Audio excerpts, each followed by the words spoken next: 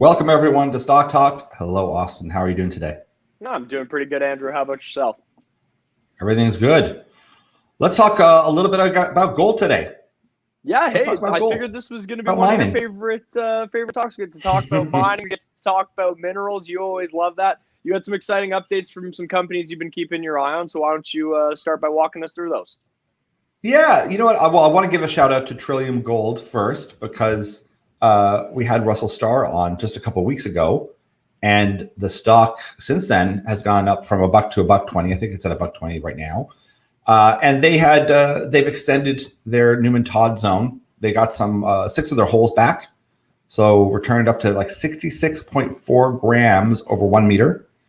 And then the other significant intercept was 39.95 grams over 0.6 of a meter. So this is very indicative of this region, is that you get these, like the meter, it still is a meter, but those are considered skinny veins that jut down, and they tend to go down and can go down very low in this Abitibi kind of region. Kirkland Lake certainly goes down very low. They're 2 kilometers down. So these are extremely high grades at 66.4 grams on smaller meters. But that is what you kind of see and expect to see. And that's a lot of the numbers that we'd see out of Great Bear and these types of regions. So this is very promising. And they're expanding, and this zone, it's great news. They're on target. So way to go, Trillium. Way to go, Russell Starr.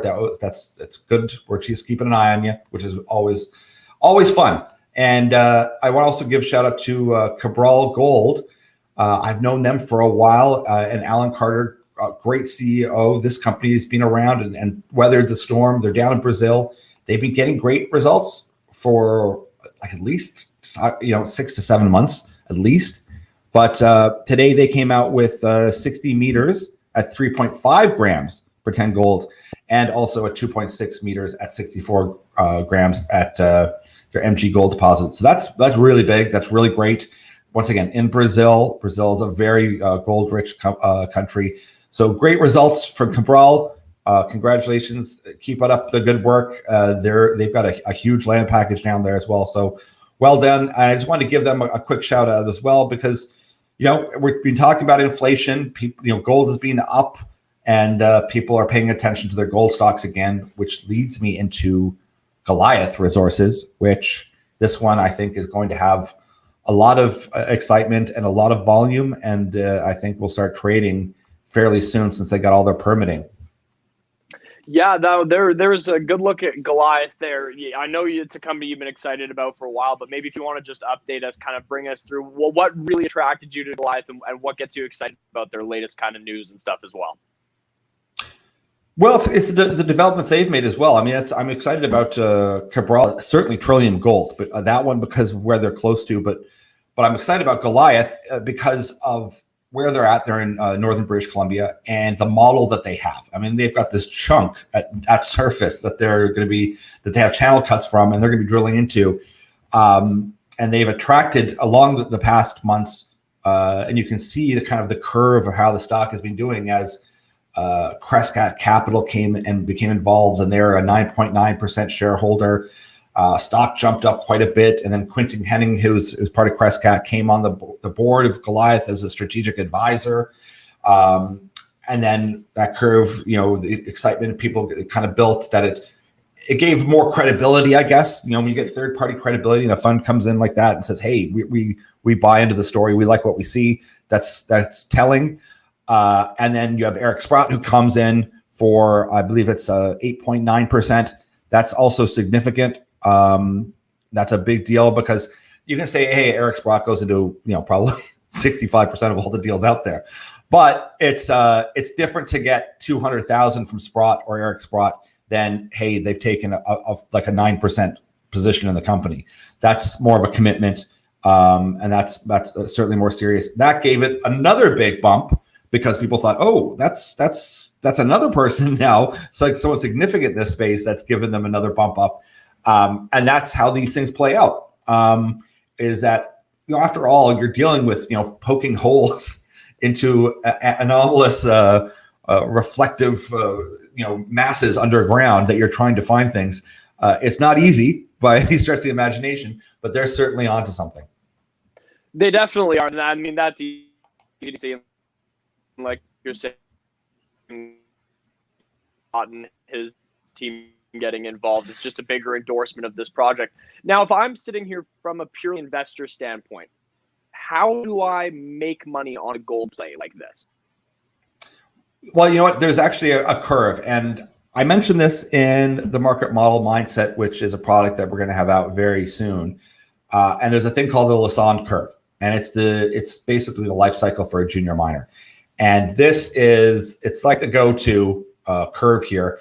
And if you see on the screen, this stage 1 exploration stage, this is where I like to look at most of the stuff, because this is the exciting stuff. This is, the wild gains. This is the right at the bottom left here, going from the 25 cents to, say, like Great Bear to $17. A company like Great Bear is up at this top end of the chart. It's getting close to up there. They might still drill for another couple of years. I don't know. I haven't spoken to them, but I'm just saying they've cruised up along that curve. And if you look at their stock and you map out their stock with the news flow, you'll see as they're hitting different targets and they're expanding the resource, they're getting assay results, they're proving out there and hitting milestones, the stock just keeps climbing. And they start getting bigger sums of money, $25 million tickets come in from big institutions. The stock just starts building and building as they're building their asset and they're getting ready to come out with a resource. So that's your ideal situation, is you keep on hitting all of these milestones and the stock, it takes off. Now, there's a lot of companies that get stuck here for a long period of time because they don't hit results, or they're just not getting the geoscience back. There's a million reasons. So we're talking about very big wins where it can take off. Goliath is down here fairly low along this curve because they've got a very strong thesis. It looks very attractive, and they've done channel cuts along this structure here. And when they poke all these holes in there this summer, it returns what we're all hoping, then it's going to it'll have its own very quick rise. But that's what we're waiting on. So I think people, when they look again at the video that they have on their website, and I've got it in some of my videos as well, you can see the structure they're looking at, and it's pretty enticing, pretty exciting. You can see why people can envision if it hits with some decent numbers and continue building on the numbers that they already have. This is a big project, and it looks good. And where this matters is because this exploration curve is where people get excited about mining. They talk about the boom of mining cycle because it returns massive returns. And what happens here when you see, like when you go into stage 2, say you do have one that says, listen, we're going to make a mine. We found enough to make a mine, or maybe this is close to being bought out. There's a massive drop off then. And it makes sense because the length of time for engineering, mining plans, permits, infrastructure, you name it, to get a mine going. Like once you have a resource and you say, listen, we're going to start mining this thing, that could take at the very least 5 years. So most people, if they've ridden along that curve, they're like, well, I don't want to wait 5 more years for this thing to start producing. Thank you very much. I'd like to get out. Yeah. So it drops off and it entices a new investor who looks at this and says, listen, we're a giant fund. We can take a long-term look at this. And that becomes another curve. So this is a very interesting investment curve this would be a success story. And that's what we model off of, is that we look at this first part, especially, and looking at either new greenfield or brownfield or newly reevaluated brownfield properties to advance them further and further and further along that curve as the stock goes up.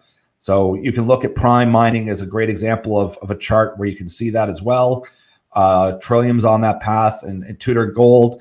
All these have been like steep curves of mapping out their news releases. You can look and see exactly how well they've done and how well the stock has performed because of it. So that's a quick look at mining, gold in particular. It works for all of them, copper, whatever resource.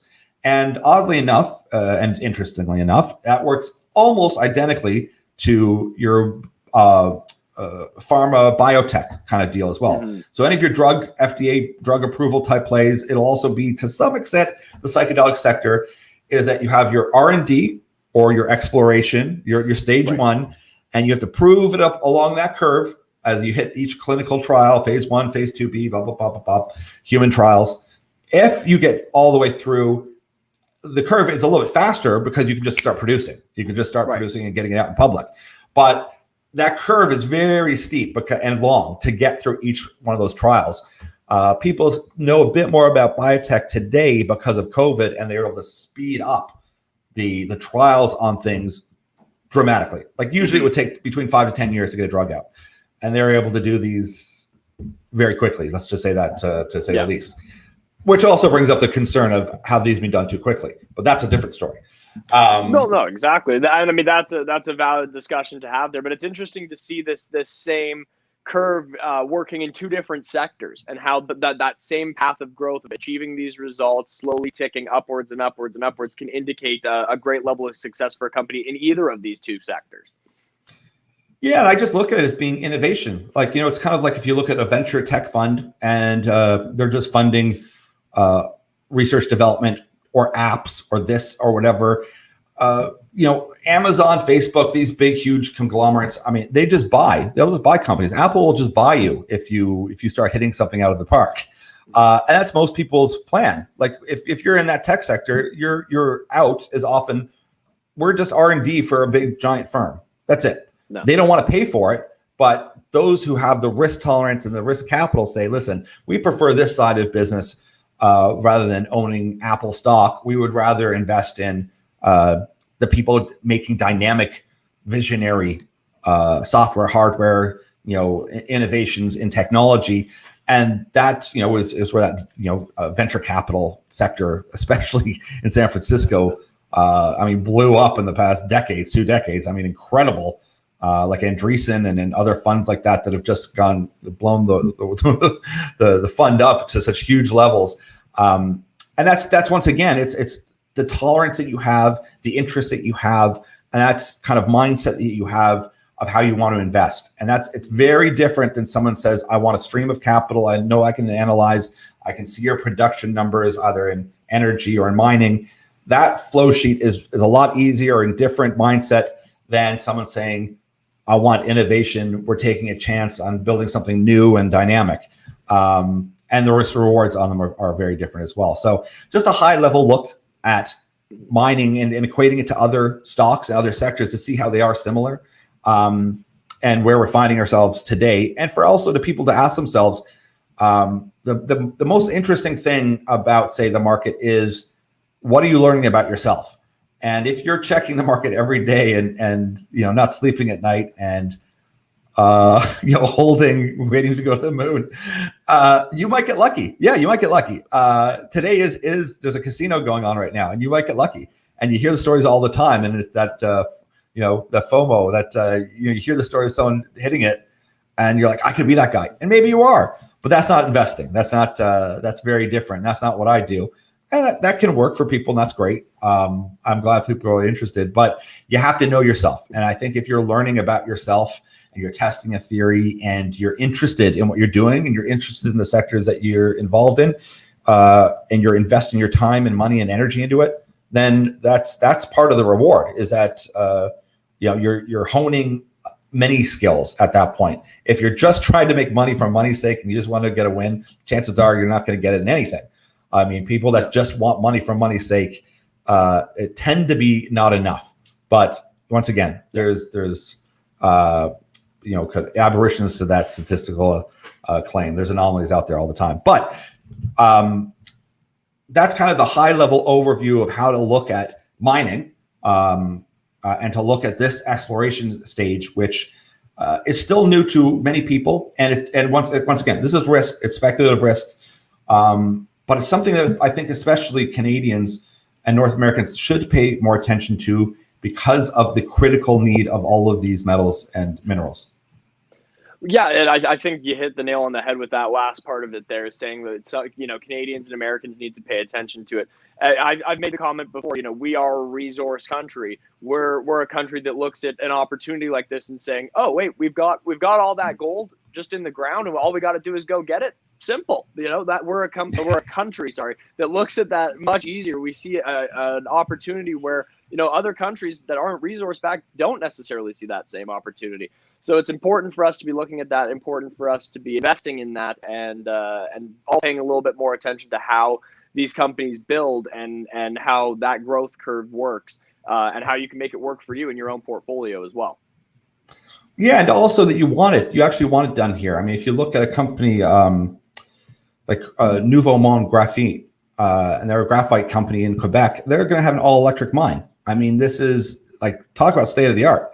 So this is happening. And this is, if we invest in this sector and we get governments excited about it, and we come to the realization, and it is reality, that we need to be mining and we need a ton of this, then let's do it right and do it correctly and do it where it's heavily regulated, instead of in what's called, the term is artisanal mining in South America or in Africa, where most of your environmental degradation comes from those sources, particularly water.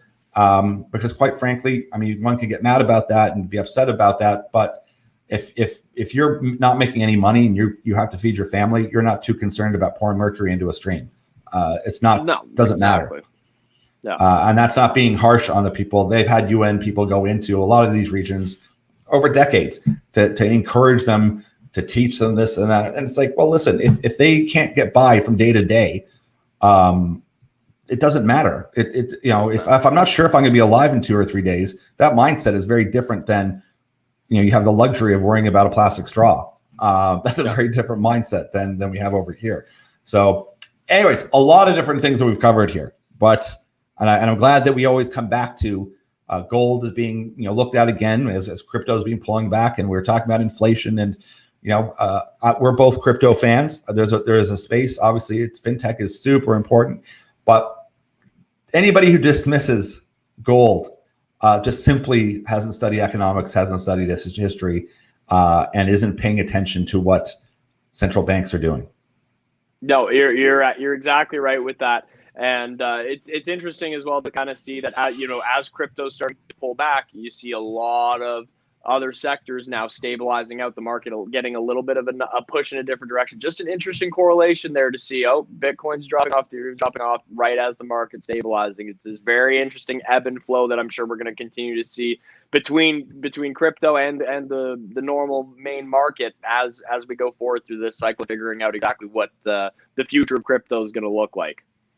Yeah, that's interesting to bring that up, because there was at one point, like a year ago, it was parallel. Like people were making the argument, because crypto and gold were mirroring each other, both going up at a good pace, that was evidence and proof that crypto had value. And we know what the value of a crypto is. And I mean, they hate to be reminded of this, but it's how much energy does it cost to make one? And that's easy. Like that's your value. And that I'm going to be off on it, but that was at one point about 8,000 US. So we know that's how much it costs to make one, roughly, here, give or take. And that shouldn't be upsetting to people that, oh my God, it costs that much. Listen, it's energy. It requires a ton of energy and a ton of metal and a ton of mining, just like anything else would. I mean, the fiat currency requires a lot as well. But I like the fact that we're seeing more evidence now, and it's splitting apart. So what does that mean? So we're still very early on to this, and there's no doubt that crypto is going to be a player. I at this point still just think that it's going to be like a Fed coin. I don't believe that you're ever going to get some sort of coin that's already being built up and it's 80% owned in China and Asia that's going to be the world dominant. It's not like there's no one in the US and the Fed that has worked for 100 years to control this system that's just going to hand it over. I don't buy it. But hey, stranger things have happened. Those people in charge shouldn't be that stupid, but sometimes they are. So it's interesting to see exactly what we've certainly seen a lot of stupid in the last year, that's for sure. Oh God, tell me about it. But that we'll leave for private conversations. Thank you, everyone. Thank you, Austin. My pleasure, Andrew. Always great chatting with you. Enjoy your day, everyone.